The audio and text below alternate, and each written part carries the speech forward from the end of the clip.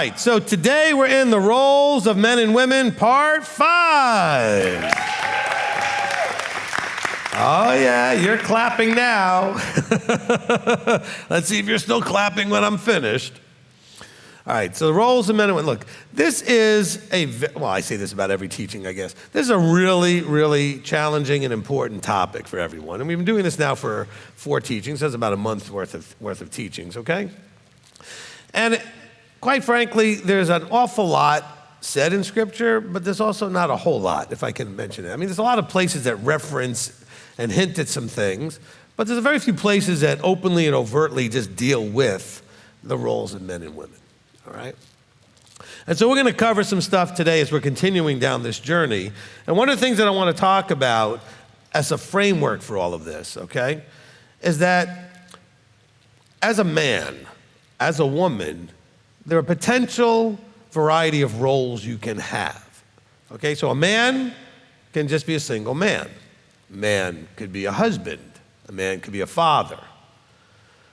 You may be a great father, that doesn't make you a great husband. You may be a great husband, doesn't make you a great father. You may be a great man, doesn't make you great of the other two, okay? So I'm just saying is, realize that the role matters, that you have your mindset shifting to wearing that hat, so to speak. Why am I saying the same thing with a wife? You might be great as a single woman, but can you be a wife? Maybe you're good as a wife. Can you be a good mom? Maybe you're good as a mom. Can you be a good wife? These are different expectations, skill sets, etc., in the different role. So I'm going to say something that hopefully you'll make sense to you, you'll understand. Okay? Men and women make terrible marriages. Okay? Because a man is not a husband. A husband's a husband. Now, to be a husband, you have to start off being a man. But I'm just saying is, you can't just go into a marriage and just say, I'm the man. No, you have to be a husband-type man. All right? The woman, the same thing. You can't come in here, I'm a woman. And no, you have to become a wife-type woman. Husbands and wives can have a great marriage. Matter of fact, if you're both doing those roles right, your marriage will be perfect. Fine, no problem. I mean, you'll handle whatever issues there are. Problem is when you don't stay in your role and you start acting like a woman or start acting like a man. By the way, there's more problems with this. Because at some point, you may have children. Guess what? A husband doesn't make a good father. A man doesn't make a good father. A father makes a good father. A woman doesn't make a good mother. Wife doesn't make a good mother. Mother makes a good mother, okay? So it's a different role. By the way, let's bring it back to the husband and wife thing. If you are going to be, let's take the man. If you're going to be the man, being a man and not a husband is not going to work, but also treating your wife like you're her father isn't going to work either. Ladies, because the guys don't do this that much. You guys do this much more. Ladies, if you're going to act like you're his mother instead of his wife, that's going to be a problem. Or you're just going to act like you're a woman. You have to become a wife. Everybody needs to understand, depending on the situation that you're in, are you dealing with a child? Then you have to be a father or a mother. Are you dealing with your spouse? Then you have to be a husband or a wife. In other life situations, you may have to be a woman. You may have to be a man at work, socially, in some other way. All right? Because those other two roles, let's be clear on this, have very limited specific functions. You should be a woman, a great woman, or a man and a great man everywhere in your life except in your marriage or parenting. Then you have to be a new level above that. You got to be a great man being a husband or a great woman being a wife. You got to be a great man being a father or a great woman being a mother. While the rest of the time you're out there, you're just being a woman or you're just being a man. Is this making any sense? So I want you to think about when you have challenges in some of these relationships, are you not wearing the proper hat? Are you trying to act like, you're in your man role or your woman role, but yet you're supposed to be dealing with a husband or a wife and you're not in the proper role, or dealing with a child and you're not in the proper parenting role? The mindsets are different.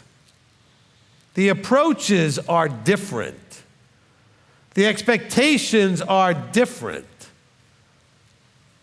And so you need to understand that one of the reasons why we are terrible at some of these things is because we don't understand that we have to make these very huge shifts in the way we approach things. It's a huge shift to go from man to husband, or from husband to father, or man to father, whatever. Same thing for a woman to wife, a woman to mother, wife to mother. You can't just go treat your child for coming out of the same place you were just dealing with your husband, or just treat your child the way you were just dealing with your wife.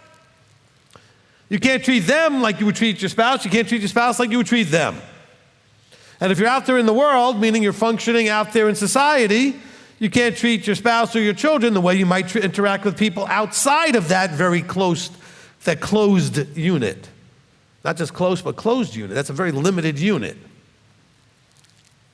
This, if I don't say anything else, that should have been enough. Okay, you need to own and understand that we struggle at our roles because we're not understanding which role we're playing. Okay? It'd be like if I hired you as an actor or an actress in something, and you weren't sure if you were supposed to be the hero or the villain.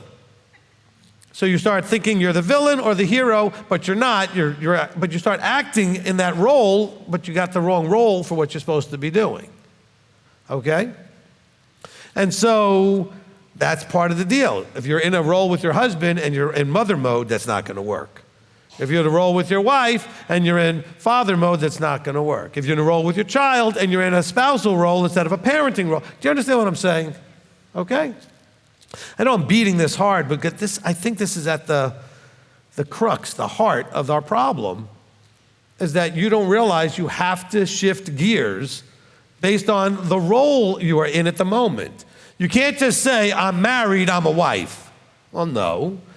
You're married, you're supposed to be a wife. You can't just say, I'm married, I'm a husband.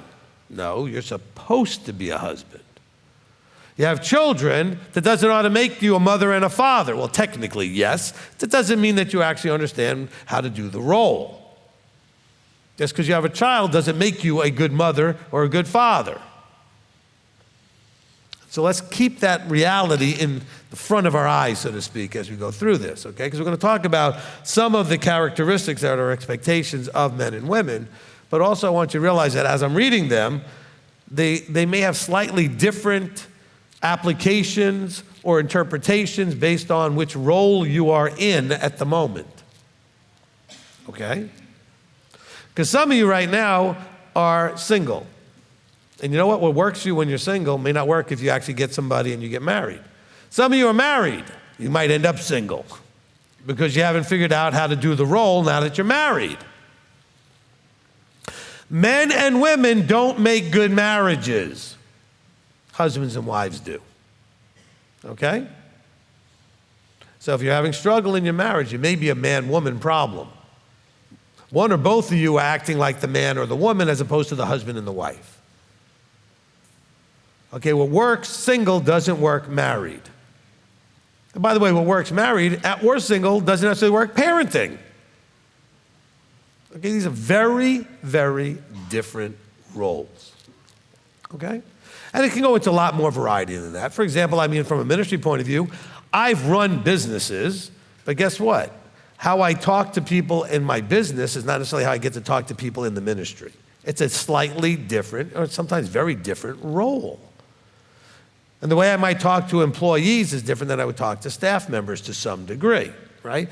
Because it's somewhat of a different thing. And so you have to be, I know you've heard me say this a million times, you have to be very much aware of the context of the expectations for what you're doing. Okay, where are you at that moment? Who are you with at that moment? What hat should you be wearing? What role are you playing at that moment? And guess what? Sometimes we strip the gears a little bit, trying to shift gears quickly when something happens quickly. Because you could be in the middle of something with your spouse, and then all of a sudden happens with your child, and you like grind the gears trying to shift into parenting mode, or vice versa. Or you came home from work where you were in woman or man mode, and now you got to switch to husband or wife mode, or mom or dad mode. Which is why sometimes we need transition time so we don't strip the gears and pop a cork, okay? If you've ever driven a stick, you know how bad that sounds when you're grinding your gears and stuff. That's the way life sounds when you don't transition well in changing your roles. Very loud. If you've been in a car when someone doesn't know how to run the clutch and the gears and it starts snapping and jerking everywhere, that's what life starts to get, when that happens, all right? And then usually what? It dies and you got to start it over again. And so that's what happens. So let's keep that in mind. I think this is a really important intro to part 5 here. Because it came up in discussion during the week. Elder and I said, you know what? That needs to go in right up front. Let's make sure we get that clear. Okay, now, we're going to talk about wives and we're going to talk about husbands as we've been doing, but recognize that there is more than that just going there. We're also going to talk about women and men, from their roles. Let's start with going to Revelation 19 and verse 7. I know you're all excited. I said Revelation. Okay, Revelation 19 and in verse 7. Let us be glad and rejoice and give him praise, for the marriage of the Lamb has come, and his bride, his wife, has made herself ready, has prepared herself. Okay. So when it says prepared herself, what do you think that means? And by the way, this goes for men and women, because guess what? All of us are going to be part of that bride. So men, I know you like to scream about your wives being submissive or not. You got to learn that yourself. Because you're going to have to submit to the bridegroom, okay? So that's really, remember, when we talk about the vertical structure, everybody, all of you are in the middle. That means there's some that need to submit to you and some you need to submit to.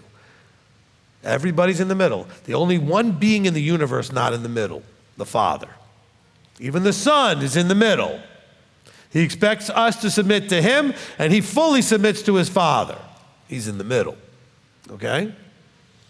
Only one being is not in the middle. He's at the top, all right? So all of you are in the middle. You have authority over, and you have submission issues too, okay? Those above you and those below you, and you have to understand your roles. So when it talks about here, first of all, it says, let us be glad and rejoice and give him praise. And so this is about a marriage, not a literal one necessarily. It's a metaphor for the relationship, this marriage, these commitments between individuals or beings to a certain relationship. And the metaphor being used here to paint that picture for us is the wife. And what is that wife? First of all, it says his wife has prepared herself for what? To be a wife. So you have to figure out what wife is, because you're preparing. So you think, I prepared myself for the kingdom. I prepared myself for forever. I'm keeping commandments. But are you ready to be a wife?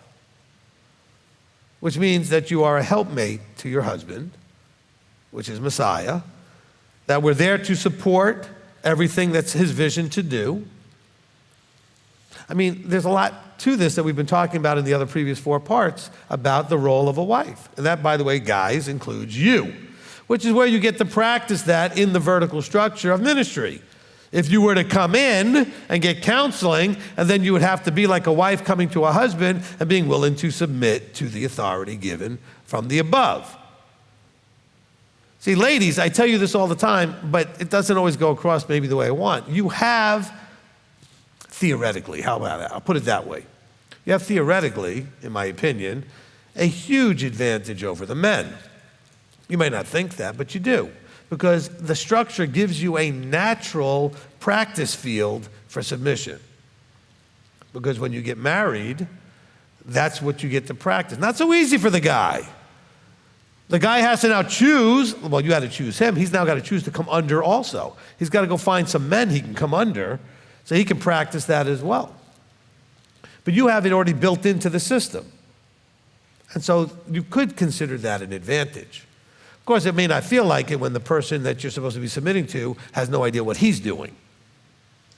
Because instead of being a husband, he's being a man. And maybe he's not even being a man, he's being a boy. Okay? And some of you ladies, don't be judgmental. Some of you come into this acting like girls. Instead of being a woman, instead of being a wife. You end up being a whiny, complaining little girl. So we have that. Got a bunch of weak, incompetent, somewhat useless boys, and we got a bunch of whiny, complaining, drama queen girls. Do you think that works for a marriage? And I can tell you, Elder and I counsel this all week long, all the time, and that's all we're hearing is a bunch of boys and girls having what you expect boys and girls to have. The boy doesn't want to actually to man up and do what he needs to do, and the girl is whining like she's a teenager with all the drama of a 14-year-old, even though she may be 45 or whatever, okay? Because that's not going to work. Paul talks about when I grew up, I put away my childish stuff. When I was a child, I acted like a child, thought like a child, did all these things like a child. So I'm not a child anymore. Some of you haven't gotten that message. You're doing some quote-unquote grown-up things, but have you changed the hat so that you're acting like an adult? Adults own everything. In other words, you own every aspect of your life. That's what an adult is expected to do. Adults don't blame others. Adults don't point the finger. Adults don't act the victim. Adults don't make excuses. Children do that. Adults don't whine and complain. Children do that. See, all of that is stuff that you expect from an 8-year-old and a 5-year-old and even a teenager. You don't expect it from an adult. That's for both men and women, okay? And so that's really key. So look, we start off with the end of the matter, which is in 19:7 of Revelation, that when we get to the end of this marriage thing, when we're about to have that marriage of the Lamb, the bride has prepared herself for being a wife. Okay? It's not like just the bride prettied herself up so she can look good on her wedding day. Some of you did good with that, and then your life was terrible after that because you didn't understand what it meant to become a bride. Which, by the way, is not your fault because nobody around here, anywhere, teaches it. I don't remember with my second child, I certainly remember with my first child, that they required us to do a bunch of things so that we could have the baby. But they were not the important things as far as I could tell. We had some Lamaze type classes and like breathings and this and that. And we had to learn how to make sure to put the car seat in. Okay, good, you can parent now. Okay, there's less for marriage. At least there's those two little things for babies. Okay, to go and leave the hospital, I had to at least show them I could put a car seat in my car. Or they wouldn't let me leave. To get married, you can now kiss the bride, and that's it. No evidence that you guys have the slightest idea what you just got into? Or that you're qualified?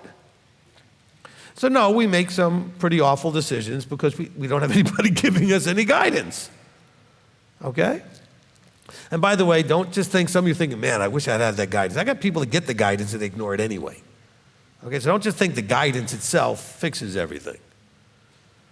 What have I taught you? I've taught you that information has to be received. Okay, you have to receive that information and act upon it to have any value. So yes, I've given people lots of information pre-marriage. It's not always received and acted upon. It's just information. I've got people doing the expectations exercise and the love languages and the color code and all the personality stuff. And you know what? Do they learn from it though? Well, let's see. The husband's blue and the wife is red. Do you understand what that means? Or this one's white and this one's yellow. Do you understand what that means? How to adjust to that? Or, you have from the love languages, well, this one's love language is acts of service, and you never think to do anything as an act of service for them or quality time or whatever. So you have information, but are you acting upon it? Or is it of any use to you in functionality? Are you doing any of it? You should have shared expectations with each other, but have you actually come to agreement? And do you actually walk in those expectations? I give out all this information, then I still end up counseling people 6 months later going, didn't I warn you about all this? Didn't I talk to you? Didn't you guys go through it? Why is there a problem? Well, because we really didn't bother because we just wanted to get married. Because that's all that happens. You get this emotion. Don't get married by emotion. The emotion is what sparks things. You see somebody and it sparks something. I may want to spend my life with that person. I find them attractive in whatever way, not just physically, maybe their personality and all this other stuff. But what about paying attention to the things that may be the red flags that you should be paying attention to? And some of these guys look like they're the guys, on the boats or whatever, swinging the flags everywhere, and you don't even notice them. I mean, there's just flags flying everywhere, and you're like, oh, but he's cute. All right, so, and vice versa. Okay. Okay, I'll say it. Okay, you watch me, you see that expression on my face. Okay, I'm going to put it in very blunt terms, and you're not going to like it.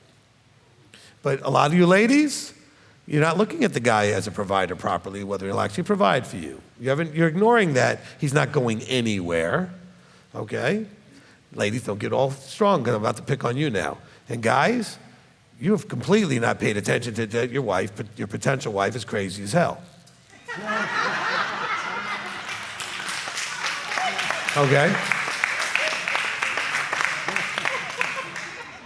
And then you get married. He's useless and you're crazy. Okay, there you go. Elders in the back going, he didn't do that. You all laughed and clapped because you know I'm right. Okay? Because ladies, you know you're crazy, and guys, you know you're useless. Okay? You know it. And so we ignore all that. And then we get married and we get all upset when we realize I'm married to a crazy person or I'm married to a useless guy. And then you're like, I don't know what to do. Well, all he wants to do is sit around, drink beer, and play video games. Well, didn't you already know that? Well, all she does is drama. Well, didn't you already know that? How did you not know that? Well, because I was in love. Oh, goodness gracious. I was in love. Not there anymore, are you? Apparently that emotion isn't permanent. All right. Look, when we get to the end, we shall have prepared ourselves for the role we're supposed to be in. That's what the verse is trying to get us to understand. So it's not just because it says wife there that we need to focus on, well, that's for the ladies or whatever. No, it's about understanding that whatever our role is to be with Messiah, we have prepared ourselves for that role. Okay? And that role isn't just that you figured out how to keep Shabbat and the feasts and eat certain. Those are part of it, but it's really more about you understanding your expectation in your role. What does he expect from you? Well, he expects trust, obedience. Not just obedience, but trust, obedience. See, some of you ladies have a hard time with that because you have husbands you can't trust, or at least you believe you can't trust. And so you have a hard time with obedience because you don't trust them. Some of you people don't trust anybody. That's a big problem. And by the way, if you're married to a guy who's mad all the time, maybe it's because you don't trust him and that he feels the total disrespect to the fact that you don't trust him. I mean, and by the way, guys, maybe you didn't earn the trust. Maybe you haven't done anything to justify that. I don't understand why she doesn't trust me. I don't know. Are you providing? Are you doing the things you said? No. Well, then why would she trust you? It goes in both directions, right? Everybody's got plenty of smack to get. I'm not leaving anybody uncovered here, right? Everybody's got to understand this is the reality of why 50% people get divorced, okay? And of the people that get remarried, a huge percent of those get divorced again. This is not easy to do because we do it badly. We just do. We don't own our stuff when we go into the marriage. If you know you're crazy, go work on your crazy. If you know you're useless, find a way to be useful. I know you're laughing, but I'm just saying, you know it. But you own your part. See, what's going to happen is your spouse is going to try to change you, not themselves. So she's going to be working on kicking you for being useless, but she ain't working on her crazy. You're going to be getting on her for being crazy, but you're not working on your useless. Do you understand? Can you own that? Everybody's got their piece of this. Now, let's take that now and go to Titus 2. Titus chapter 2. Okay? Begin in verse 1.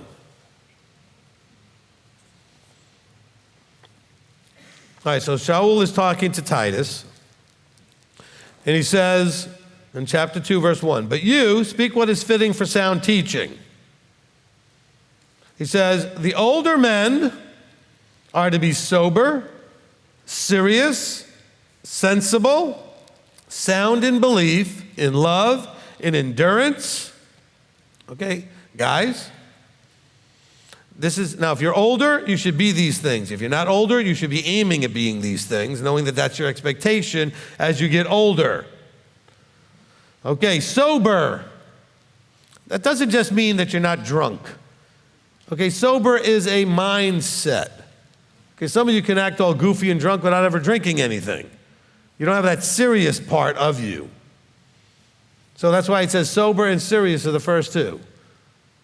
Sober means clear-headed. Okay, let's put it that way. Okay, and then serious, instead of always everything's a joke, everything's a goof. But there's stuff that has to be taken seriously. Now look, I goof like as much as anybody else, but in balance to the serious. There's an appropriate time and appropriate measure for these things, right? He says, sensible. Some of you don't have any sense. You know what the least common thing is? Common sense. People would say to me, that person has no common sense. I would say, absolutely, they've got nothing but common sense. That's the sense that's unfortunately common. If you think of what common means, right? Because the behavior is common. So it makes sense to the common folk who are doing the common things in a common way, everybody. But you think common sense is the logical, rational way that you see the world. But people aren't logical and rational in the way they see the world. Remember, I'm going to rephrase something that I've taught you a million times, but I think it lost a little bit in the translation. I talk often about the delusional spiritual world you're in, where your bubble gets popped so you can see the truth of the vertical understanding, right? All aspects of your life, you're living in a delusional manner. You are delusional about almost everything.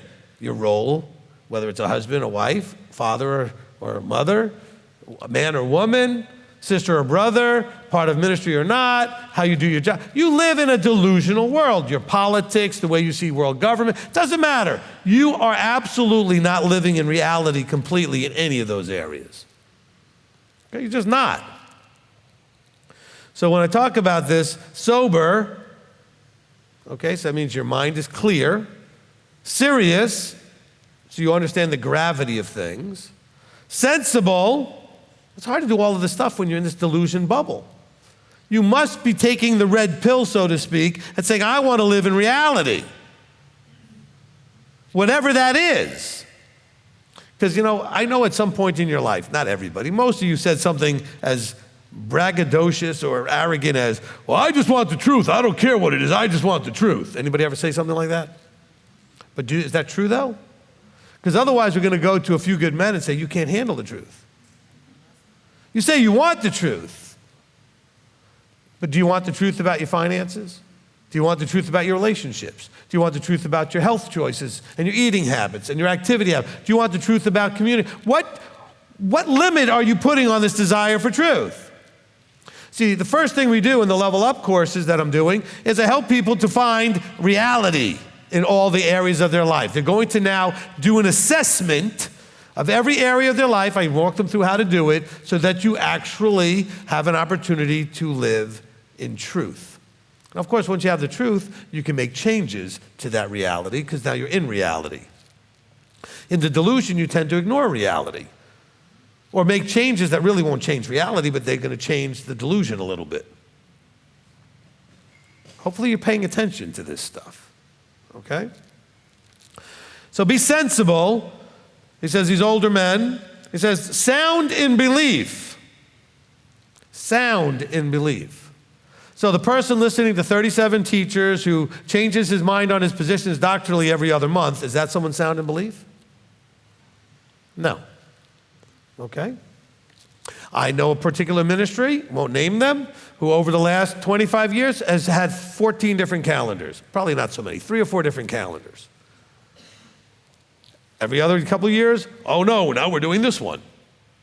That doesn't show much stability or sound belief. I'm not saying you can't change ever, but you can look for a pattern of action to see if there's actually soundness of belief. Okay? And what makes it sound is, what is it grounded in? What is it based on?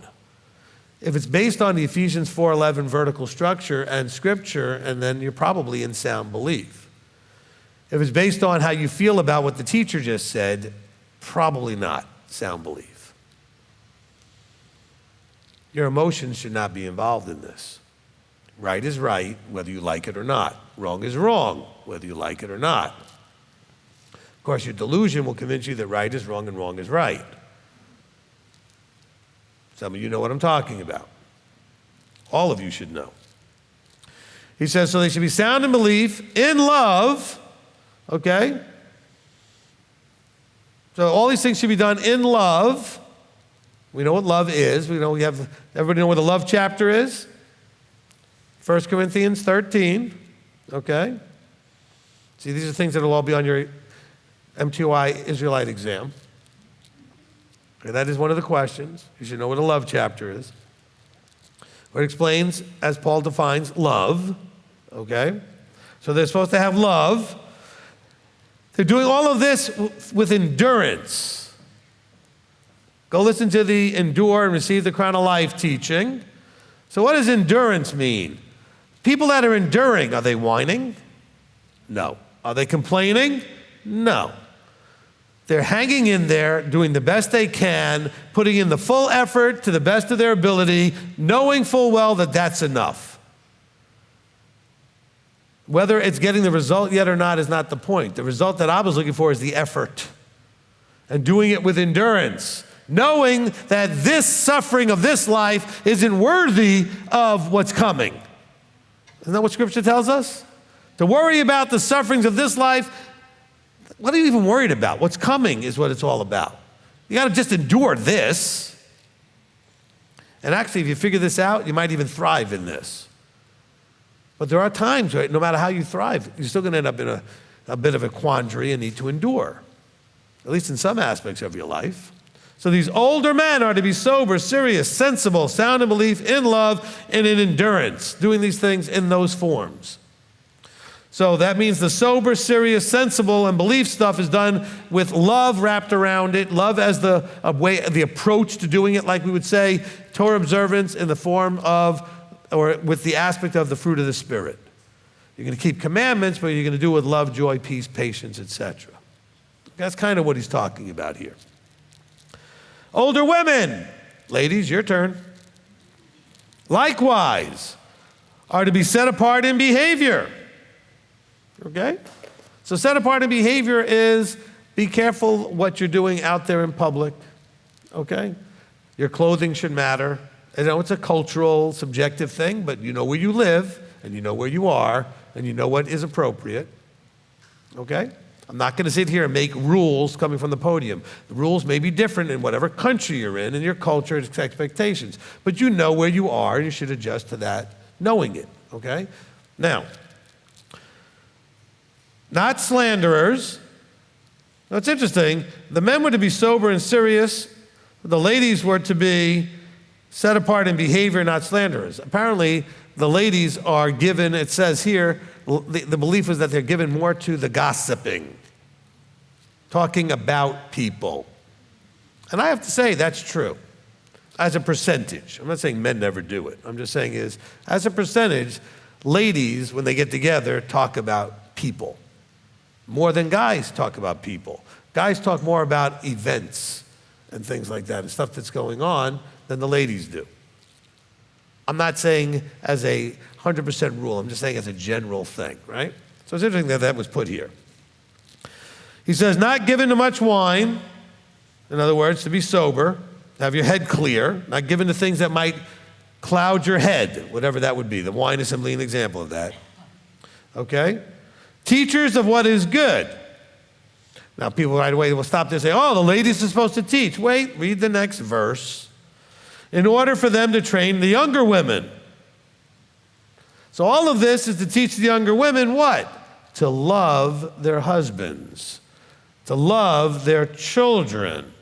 Now we're going to hear some of the stuff from the men. To be sensible. Look, I can tell you right now, when I counsel all you marriages, there's a lot of nonsense happening in those marriages. That's the opposite of sensible. Okay? Nonsense. I'm just like, you know what? You guys just need to knock it off. That's a lot of nonsense. That's all it is. It doesn't make sense. You guys are doing nonsense, and it needs to stop. Both sides are being told to be sensible. Blameless, workers at home, good, subject to their own husbands, which means you're not subject to anybody else's husband or anybody else as an authority. Look, again, ladies, it's talking to those of you that are married to this point. Ladies, there's Yahweh, there's Yeshua, there's your husband. Nobody else's husband is in that vertical, over here to the left or right somewhere maybe, but not in that vertical. No other authority. By the way, I'm not anywhere. There's Yahweh, Yeshua, your husband. I'm not in between there. Don't stick a ministry person in between. For all you guys think we're a cult, there's some more evidence that's... By the way, people don't like when I say that because they think that I'm protesting too much. No, I get attacked for it all the time. I'm just throwing that out there. Okay? Because anything you don't like must be a cult, so this is what they say. So I want you to hear how little I want to be personally involved in your life, which is the scary part of a cult. No, I don't. See, the cult people go, God, the cult leader, and maybe the cult leader, God, sometimes, and you, okay? I'm letting you know that I'm there to help you in the three above you, your husband, the son, and the father. Okay, that's not a trinity, I'm just saying there's three of them, right? Okay, I'm not to usurp or insert myself or you to insert me in any of that. And let's not do that ever. It says here, ladies again, love your husband. You're going to teach the younger women to love their husbands, love their children, be sensible, blameless, workers at home. Okay, your husband's job was not to provide you with bonbons and a couch and a TV. Okay? You're expected to work. Not work to provide for the family's needs, but you should be producing something. You're working with the children, you're taking care of the house, you're doing whatever. I mean, these ladies, when the men were out, depending on how their household was set, some of the men were out there doing carpentry or shepherding or whatever, and then the ladies, guess what they were dealing with? The food, the crops and the gardens and the vegetables and all the other stuff. Stuff was happening that they were sharing.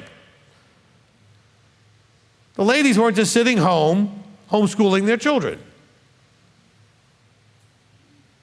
If anything, they did this as a community, which meant one lady may be teaching a bunch of the children while the other ladies were helping to prepare food. By the way, preparing food meant things like taking the chicken, plucking the chicken, or killing the chicken, plucking the chicken. There's a lot to do. We just go to the store, buy it already prepackaged, and stick it in the oven. That's not what they had, okay? My wife can tell you, she was in Ukraine, I believe it was, okay? And they were there as students teaching English, with this particular college she was at. And they decided to hire somebody to cook for them, which cost them like a few dollars for the week. It was like ridiculously crazy, like $5 a week or whatever it was, $10 a week. Which, by the way, got everybody in the town mad because it was a lot of money, that they were paying them so much. But the thing was, when they finished making them breakfast, they immediately started making lunch because it took all day to actually do things from scratch that way. So you make a meal, it takes you 10 minutes to slap it together and put it, and then next thing you know, you're eating. They would take 2 hours to prepare something or more. She told me about these stories.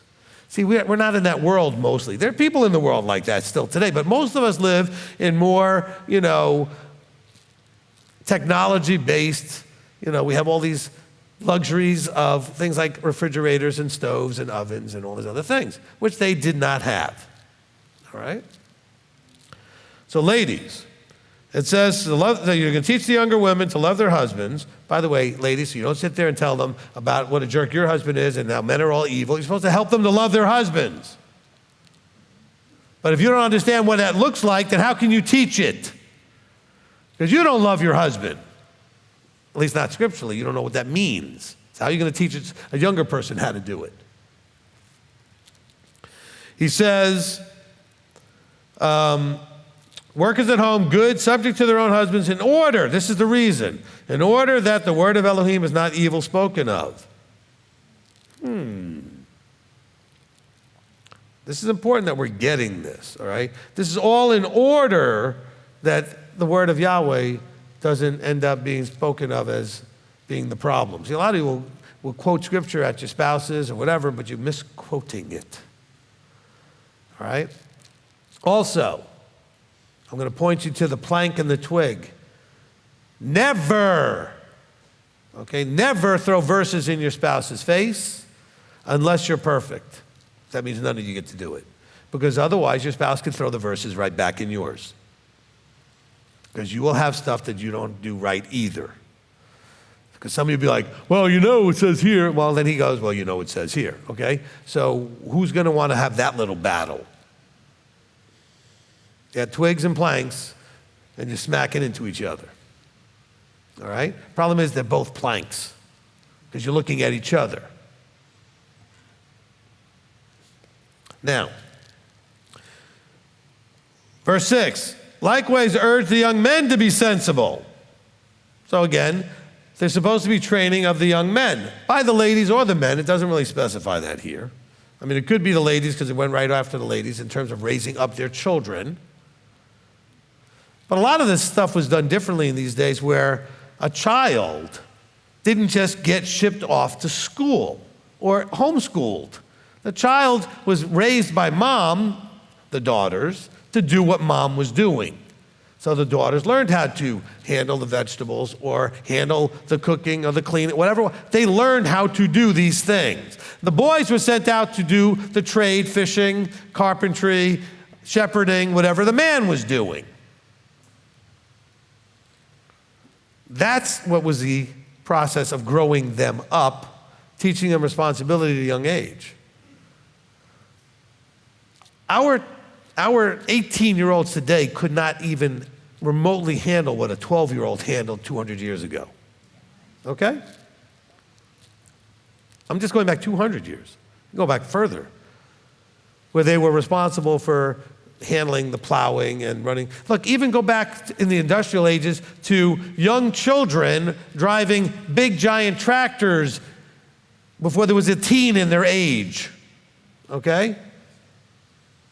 And doing it well, with all kinds of contraptions just so they could reach pedals and shift gears.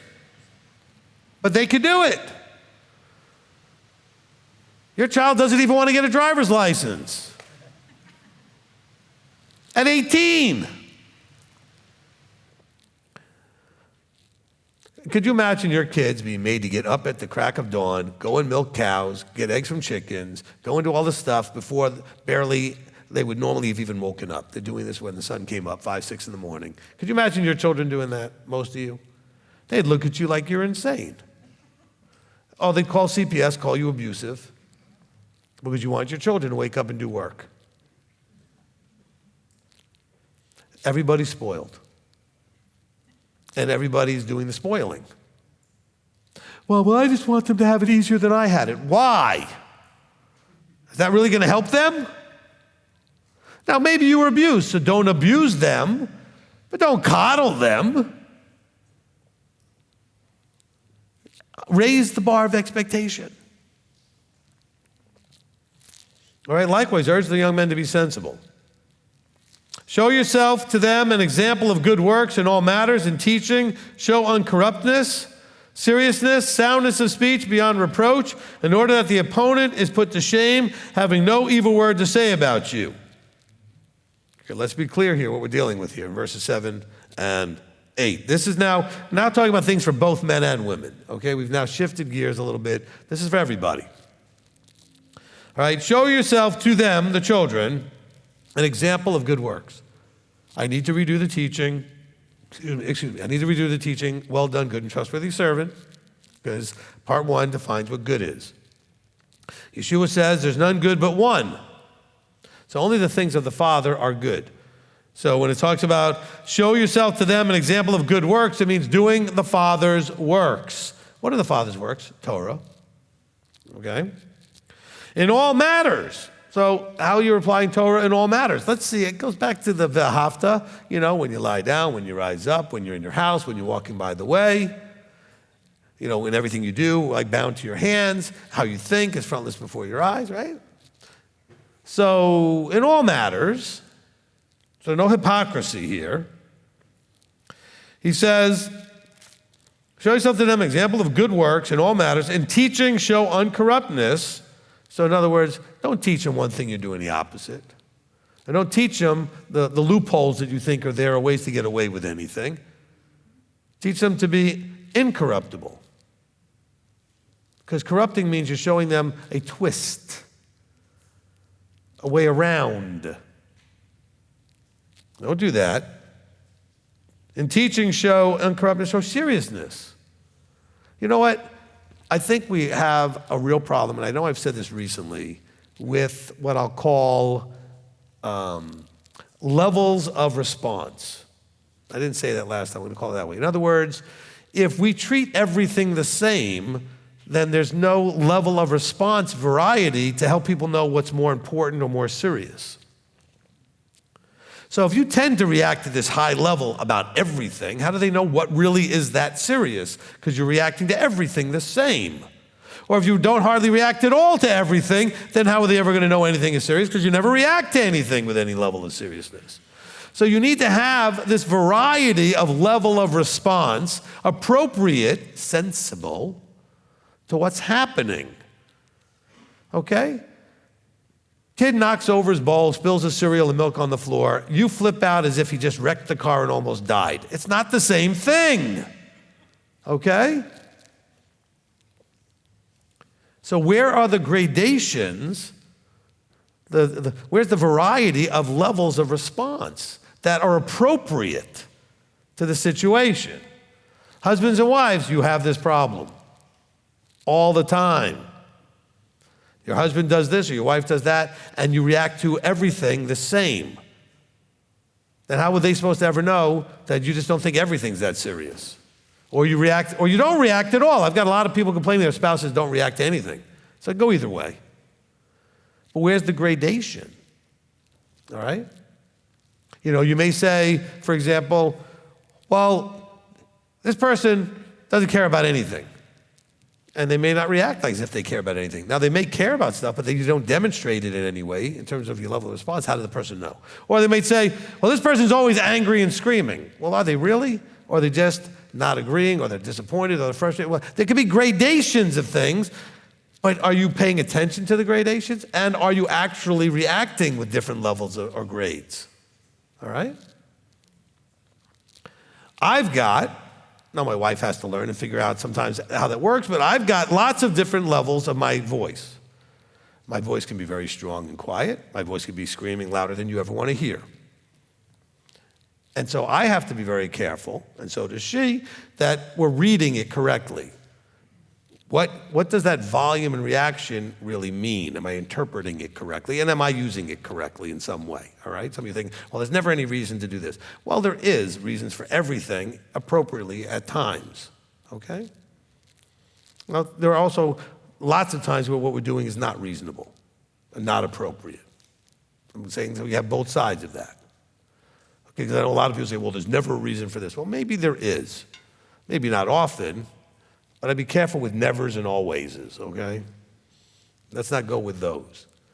So as a married person, you have two issues. Your issue of making sure that you have levels of response variety that are appropriate, and the other person's response, or your response when you're watching them, is to be aware of their particular subtleties of different levels of response so that you know how serious it is to them.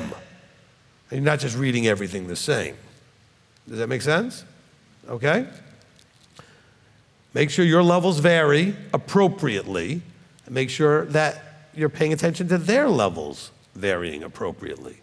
Learn, by the way, their subtleties of how they respond to various levels of things. Now, of course, if you respond the same to everything, that doesn't really work. Good or bad, meaning like you respond too much or not enough.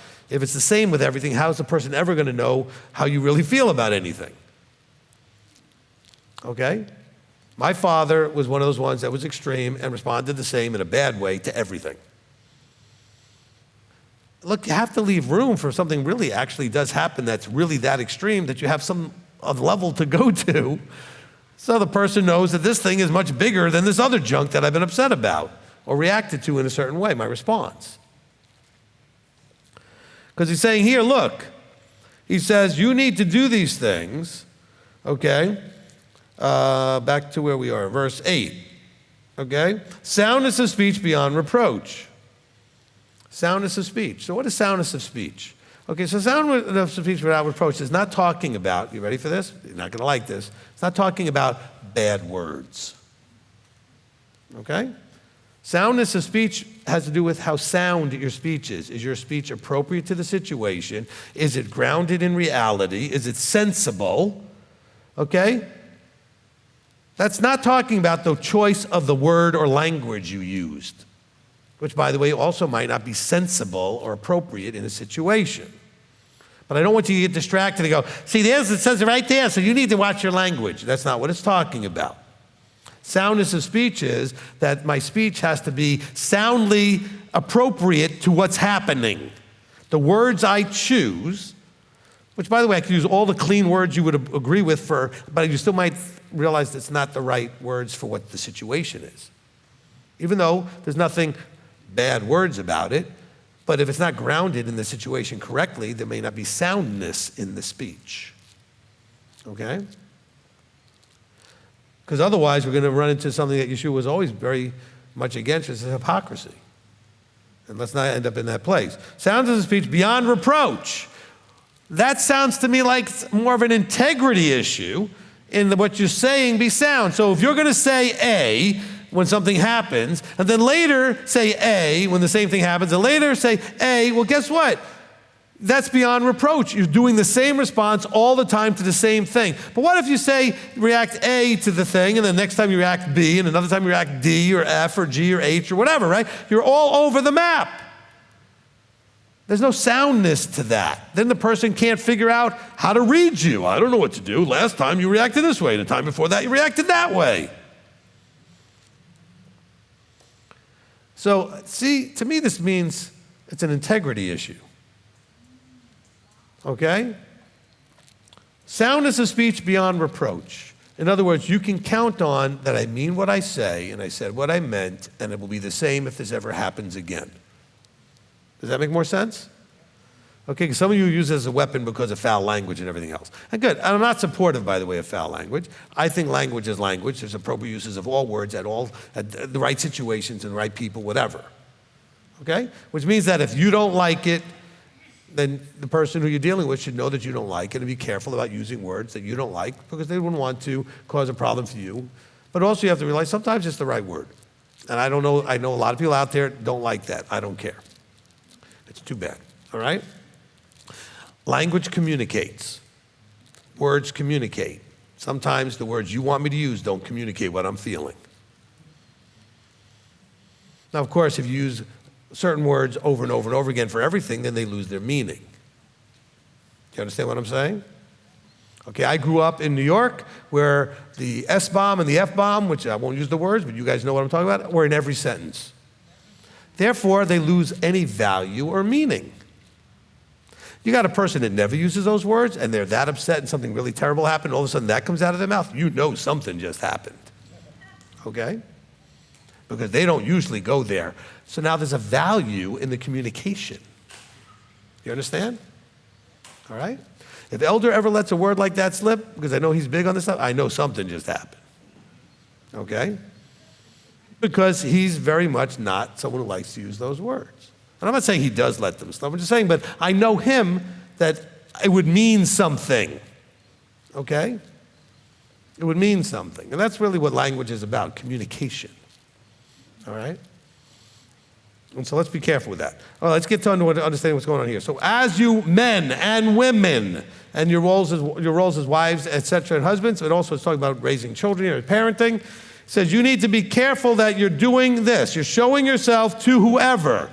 In this case, the children. It talked about the young men, etc. In verse 6, you're going to show them good works. So you're going to be your strength of commitment to your Torah life, following the instructions of Yahweh. In all matters, in teaching, you show uncorruptness, so you're not doing hypocrisy, you're not showing people how to get away with and get around or do any of that kind of nonsense. Okay? Seriousness and soundness of speech beyond reproach, so that's where you're not just taking lightly something that should be serious or vice versa, serious that should be light, and you're doing it with integrity, beyond reproach, in order that the opponent is put to shame, having no evil word to say about you. In other words, so that the adversaries that are out there can't point a finger at you and say, well, look at what you're doing, because you're a hypocrite and you don't have integrity. You know, some of your friends will simply say you're full of it. That's how they'll say it. They'll be just blunt. They'll say, yeah, you talk, we can talk, but you're full of it. I watch you. You're this, you're that. You treat people this way. And you claim you're all this stuff. So that gives ammunition to the enemy. And that's what we're talking about here, to be blunt, right? Someone look at you and say, you're full of it. All right. Now, let's see. How far did I want to go? To 15. All right. Servants should be subject to their own masters, to be well-pleasing in every way, not back-talking, not stealing, but showing all good trustworthiness, so that they adorn the teaching of Elohim, our Savior, in every way. So he's saying, in your role, don't get hooked up too much on the idea of slave, servant, whatever. He's simply saying, if you are below, whoever that you're supposed to be submitted to above, you are to do this in a way that's well-pleasing in every way, not back-talking. You know, you're really funny, especially ladies. Ladies, I'm gonna give it to you here a little bit. Oh, some of you will not take it. Actually, some of you, to your shame, do. But most of you who are older will never take a kid back-talking. And then you know what your mother would have done if you ever tried to back-talk. You probably have a tooth missing. Okay? And you probably can't count the amount of seconds or part of a second between the word came out of your mouth and the pain in your face. Okay? Unless they were across the room, then maybe it was a second. Or they threw something at you. Okay, you got hit in the face with a shoe. All right? Or pot or spoon or whatever's in their hand. Okay? This back-talking thing. But ladies, you don't hesitate to back-talk your husband. Why is it not okay for your child, but it's okay for you? All right? By the way, men, you come and do the Deuteronomy 17, the vertical structure. Why do you back-talk to the leadership? You don't take it from your wife? Well, maybe you do. See, that's part of the problem. Everybody takes all this stuff, which only encourages it to continue. And people do more of it. So each person has their level of, you can't do that, but then you do it. This is not good. You can't be doing this. First of all, let's deal with this first reality. Never, ever let your child backtalk. That's a zero tolerance. Okay? I'm not saying smack your kid. I'm just saying whatever you do, shut it down, make it clear, this is not acceptable. You go here, we're going to have a problem, and you're not going to be a happy kid. Okay? Husbands, don't let your wives backtalk. Don't get violent with them. Just make it clear, we're not doing this. This is not the way we need to communicate. And then men, don't you backtalk whoever your authority is. At work, don't backtalk the boss. You're here in the ministry, don't backtalk the ministry. That's not respectful. That's arrogance, like in Deuteronomy 17. Because now you're not listening to the authority, whatever the authority is, where you are, whatever's above you, because you think you know better, and you're going to try and straighten out the authority, and so you're going to talk back.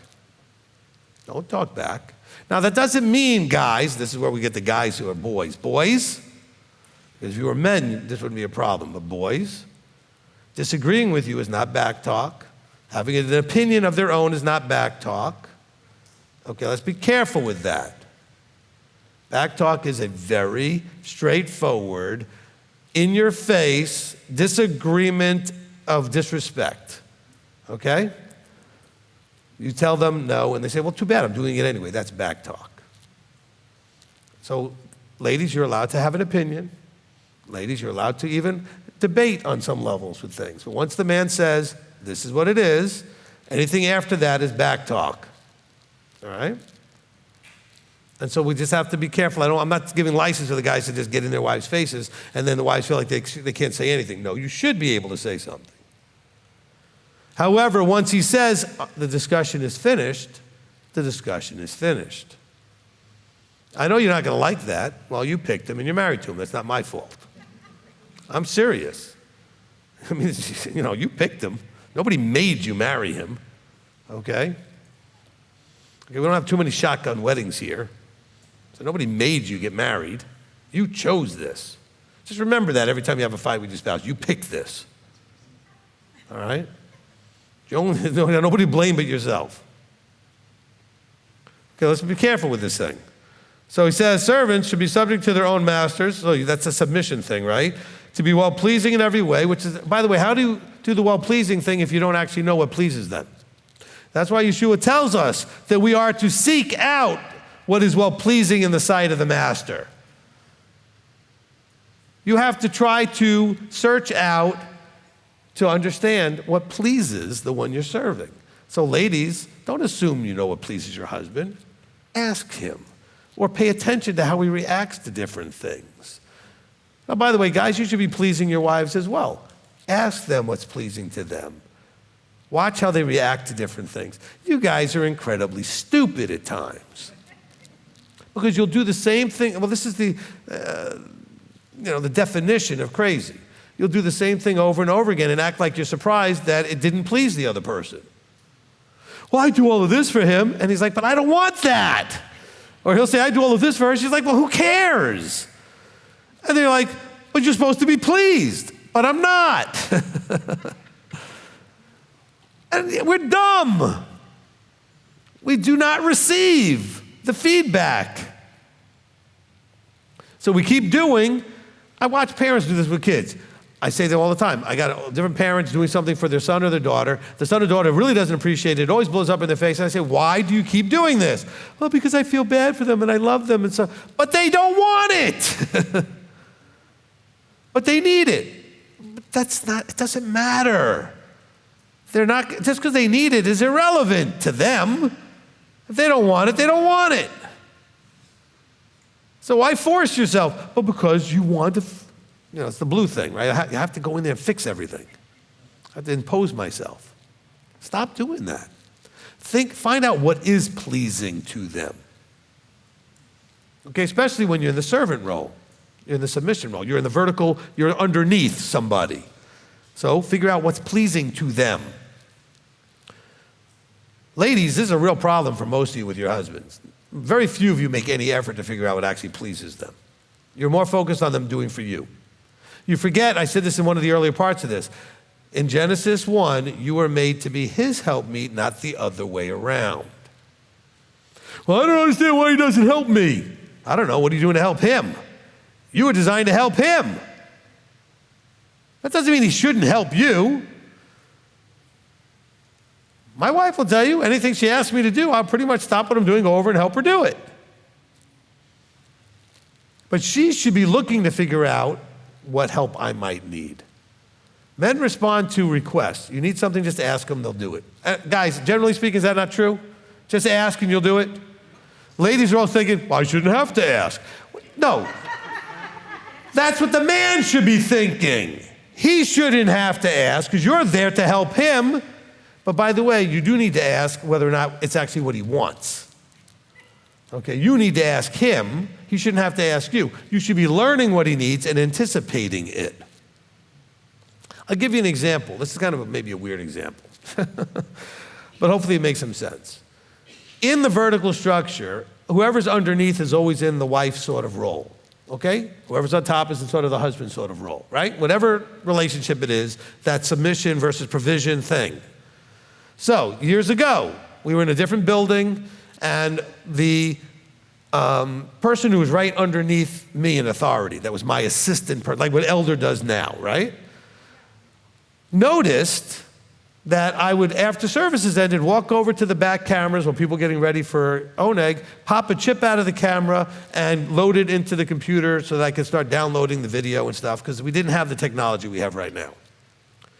And so one day, I go to do that, and I notice the chip is missing, because he noticed that's what I was doing, and he said, I already took care of it for you. See, that's trying to be a helpmate. Seeing that it's something that I did, taking that burden off of me. Now, of course, he should have asked, so that way I wasn't like panicky wondering what happened to the chip, okay? So he should have said, hey, I noticed you do this every week. Hey, would it be helpful if I did that for you? You understand? Ladies, that's what you should be doing with your husbands. You should be asking, hey, I noticed that you do these things. Would it be helpful if I did them for you? Now, I'm not saying there's going to be a lot of that. I don't need a lot. So if your personality is like mine, I'm a real hard person to do with. I ask my wife, she'll tell you, because I don't need much or want much help of any sort. Okay? What I really want is this drama kept away from me. By the way, I'm speaking for every man in the room. Okay? So, but if your husband may want some help, or may want certain things that make, you know what, maybe he likes to come home from work and dinner's ready. I don't care. Other men really do. It's a big deal. Okay? But whatever it is, you should be seeking to figure that out. But that goes for you men too, because you're underneath somebody vertically too. Figure out what they need and what you can do to help, but ask, don't just do. Remember, it's not helpful unless they think it's helpful. So just because you think it's helpful, you better confirm that with the person you're doing it for first. Because that could have gone very badly if his taking out the chip ended up damaging something, doing something wrong, whatever, it worked out. He should have asked first, okay? I'm just saying. Now, I'm not picking on anybody that's still with our ministry, so you don't have to worry about who it is. All right, but I'm just saying, just understand where this is coming from here. So when it talks about servants, we're talking about anybody in a vertical relationship where you're the one below the other person, right? In that vertical. He says, so you're going to be doing things that are well-pleasing in every way, not back-talking, not stealing. Not stealing. That can come in all kinds of forms. You can steal their time. As an employee, you can do this. You can physically steal. Some of you ladies are spending money you shouldn't be spending, your husband doesn't know about, or you think he's not going to catch you, whatever. That's stealing. Unapproved spending is stealing. Unapproved wasting of any resource. Resources are the things that we steal. Time is a resource, okay? And so be careful that we're not doing that. So it's simply meaning doing without permission in this context. Now, literally, if you're a servant or a slave and you're stealing from the master, that's what it's talking about also. But for our purposes, this would be without permission, using up a resource or using a resource that has not been approved to be allocated that way. All right? Hey, I wanted to buy this thing. Can we afford to do that now, or do I need to wait? Why don't you ask before you're doing? All right? Okay? I got so many counselings, men, you're just as bad, if not worse, where you guys run off and do things you never ask us for counsel about. It blows up in your face, and then you come to us afterwards. And I'll say, did you come to us? No. Did you ask us any opinion? No. Did you? Because they don't, I said they don't have the natural vertical structure that you ladies do. Okay? Ladies, you single ladies are thinking, well, I don't have a husband. Fine. Then you come and you ask one of us to be like a covering for you so that you have somebody you can come to. And we do that for almost all the single ladies, you know, at least all the ones that have asked, we cover them. And sometimes they'll talk to me or Rabbi Tom or Elder, doesn't matter, and they'll get the guidance they need to have an above them vertical structured male role to say, hey, I was going to do this. Is this a good idea? Is this a good timing for this? Maybe it's a good idea, but the wrong timing. Whatever it is. And you get advice, guidance, counsel. We're not going to tell you what to do. We'll just give you reasons why it may be okay or may not be okay to do it the way you want to do it at the moment. All right? I've often had to tell people, go back to the drawing board and rethink this. Problem is, if you wait, and again, we're just throwing a lot of stuff out at the same time. If you wait too long to do this, you know what happens? Your emotions get already tied up in what you want to do. Now it's much harder to hear counsel telling you no, or go back and rethink this. Because now you're already emotionally attached to the idea. Early in the process, before you're emotionally invested, get counsel. In case the counsel is, that's a bad idea, you shouldn't do it. Or not now, maybe you need to wait a year or two. Whatever it is, get counsel. Problem is, I told you, if you wait, you get emotionally invested, and then you can't hear the no. Then you get mad at us because we tell you no. You'd be like, oh, but I already spent hours and hours and hours. Well, that was your fault. Who told you to do all that? Why didn't you get counsel first? Well, I already spent money on this course and all that. Well, you didn't ask anybody for guidance. People just run off and do things, and then they want to come to us to clean up the mess. So why didn't you talk to us before you made a mess? Just saying. Okay? Some of you say this, you have these, you know what, a lot of you ladies especially, you have the same conversation with your children, but then you don't do it. You say to your child, why didn't you come to me first? Why did you just run off and do that? Why didn't you ask dad first? Why didn't you? But then you don't do it. That doesn't make any sense. Now, it says, not stealing, but showing all good trustworthiness, so that they adorn the teaching of Elohim, the Savior in every way. So you're supposed to do all things, and you need to be trustworthy. Okay? This goes to both of you. Ladies, if you're married, that man needs to be able to trust that you will implement the plan that you guys have hopefully agreed to, because two walk together have to be in agreement, that he can trust you in how you handle whatever part you're supposed to handle, whether it's the finances, because ladies, you may have, some of the aspects of the money that you're handling, like buying the food or shopping, whatever it is, that you're going to handle it appropriately as agreed to by both of you, or it's going to have to do with how the children are being handled, whatever responsibilities you have that you agreed to.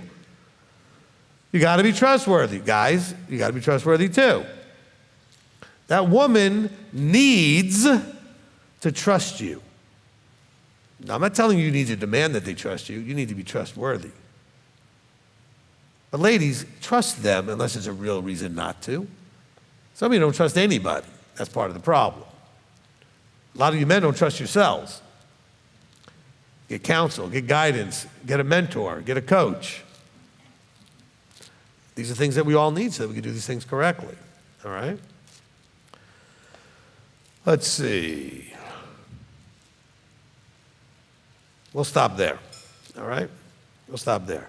So hopefully that you're understanding this as we're going through all of these things. What is happening here, right? Okay? What is happening is we have to understand each of us, no matter what role, needs to be these things that he's talking about, like sober-minded, sensible, have integrity, be careful of our speech, be trustworthy. These are all part of the roles. You're going to need these aspects no matter what your role is. That's why Titus is being talked about. Paul is talking to Titus about these things in the vertical roles of men and women, husbands and wives, and parenting, but you need it in all of your roles. There's nothing that was said there that doesn't apply to every role as a man, a father or a husband or a woman, a mother or a wife. And so let's own all that and bring that in. Does that make sense? Agreed? All right.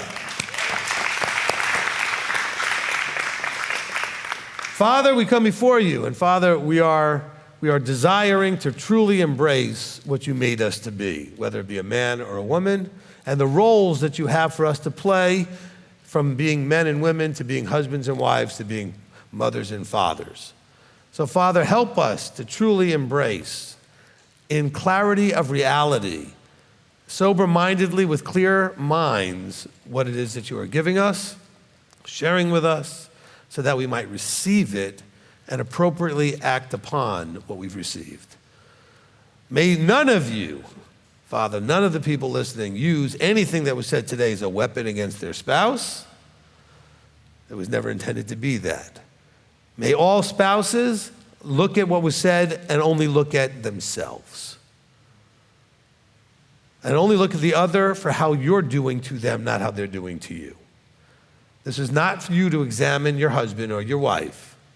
This is for you to examine yourself and how you're doing your role and how you treat the other one based on your expectation. Let Abba work with them on their stuff.